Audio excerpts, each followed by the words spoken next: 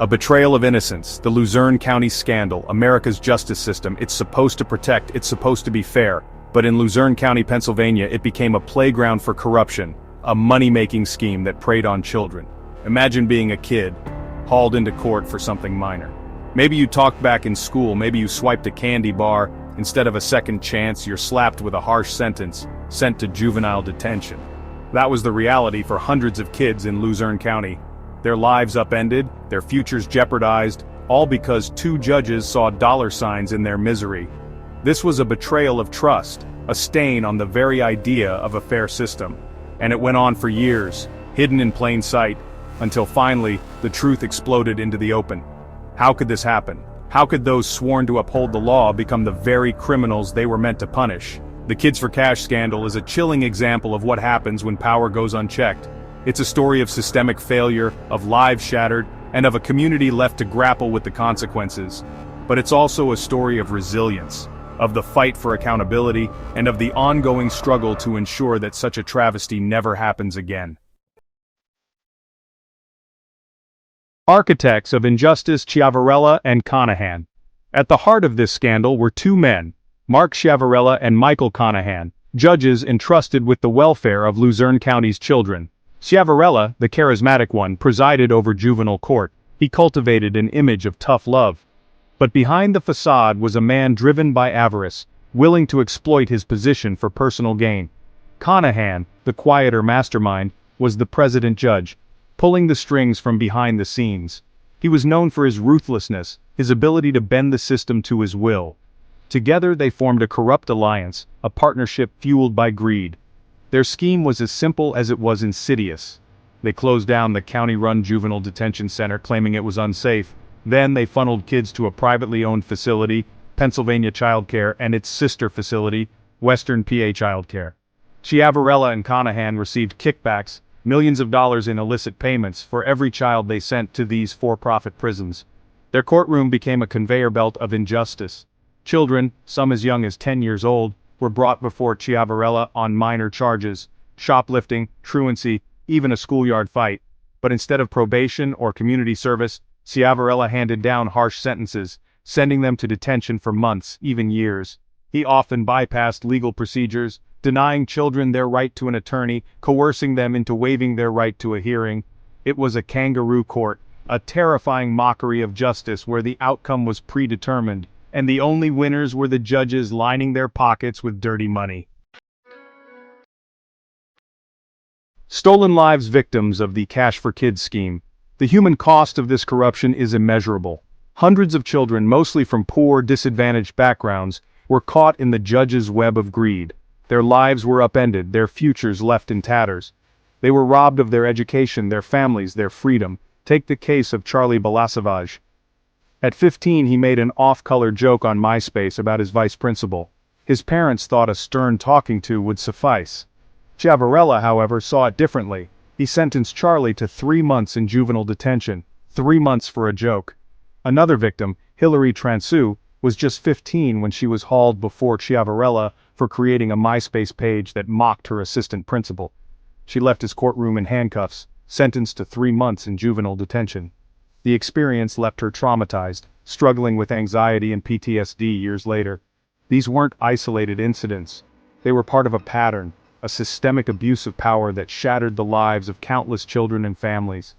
The trauma inflicted went far beyond the walls of those detention centers. Children returned home emotionally scarred, their trust in authority figures shattered. Many struggled to reintegrate into society, carrying the stigma of their criminal records. The ripple effects of the scandal continue to this day, a painful reminder of the lasting consequences of injustice. Section 4: Unmasking Corruption, the Investigation and Trial. For years, rumors swirled about Ciavarella's harsh sentencing and his connections to the private detention centers.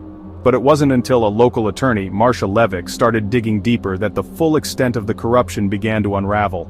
Levick, who had long suspected something was amiss, started noticing a pattern in Ciavarella's cases: excessive sentences, lack of legal representation for the children, and a steady stream of juveniles flowing into PA childcare.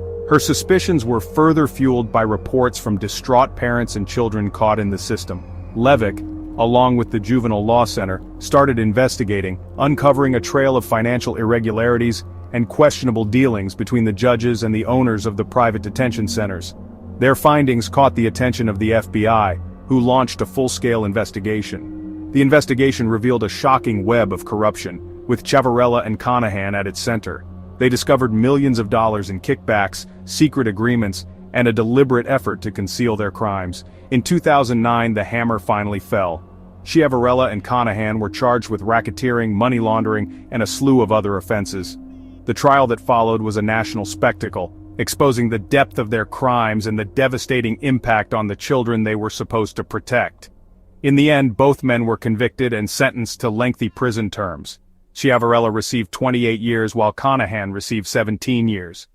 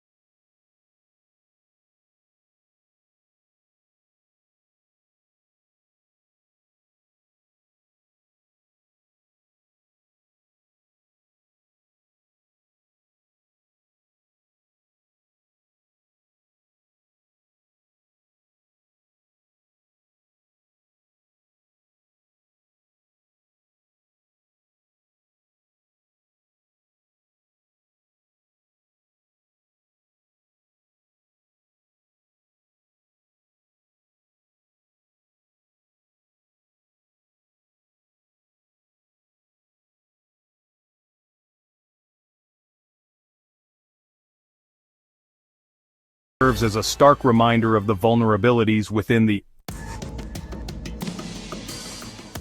scandal also prompted a national conversation about juvenile justice reform, shining a light on the dangers of for-profit prisons and the need for greater oversight and accountability within the justice system. In the wake of the scandal, Pennsylvania implemented reforms aimed at preventing similar abuses in the future. These included stricter guidelines for judicial conduct, increased transparency in juvenile court proceedings, and a ban on kickbacks to judges from private detention facilities. However, the fight for justice is far from over. The legacy of the Kids for Cash scandal continues to cast a long shadow. Many victims still struggle with the long-term effects of their wrongful incarceration, facing challenges in education, employment, and mental health. The scandal serves as a stark reminder of the vulnerabilities within the justice system and the urgent need for continued reform to ensure that all children, regardless of their socioeconomic background, are treated fairly and justly.